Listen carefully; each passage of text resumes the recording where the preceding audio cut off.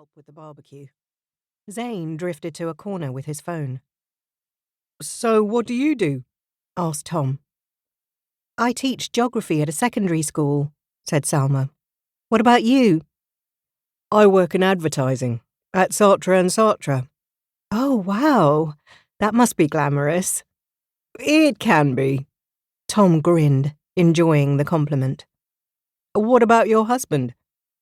Salma tensed. "Bill is a restaurateur," she said, despite the fact that his restaurant, Giacone's, had shut down earlier that year. "Wow. You must be doing all right then, no?" Salma gave a little laugh. "We're doing okay." "How come you got this place then?"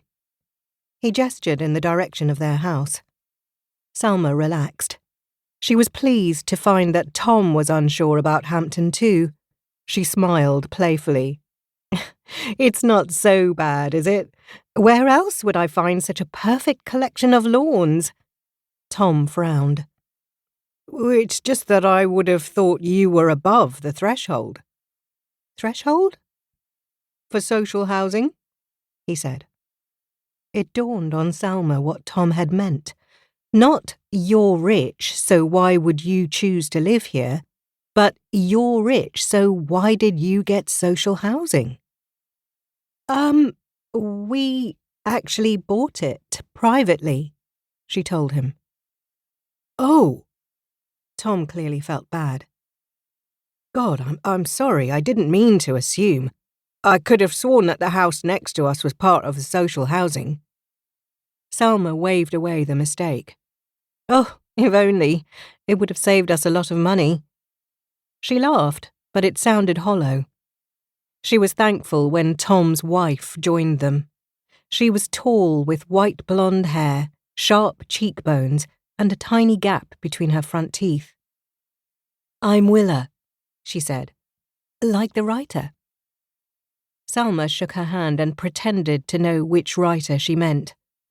"Although I work more with pictures." "Oh, are you a model?" Willa laughed. "You're sweet, but no, I paint sometimes. Mainly I run our home." "You look like you could be," said Salma. "You must get that all the time." Willa rolled her eyes. "Thank you, but it's fucking embarrassing. I'm like a Nazi's fantasy." Salma nearly spat out her lemonade.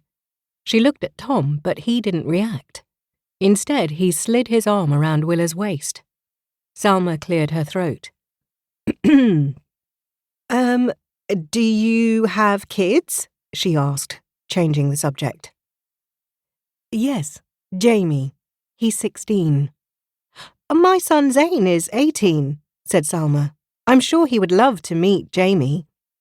"That would be lovely," said Willa.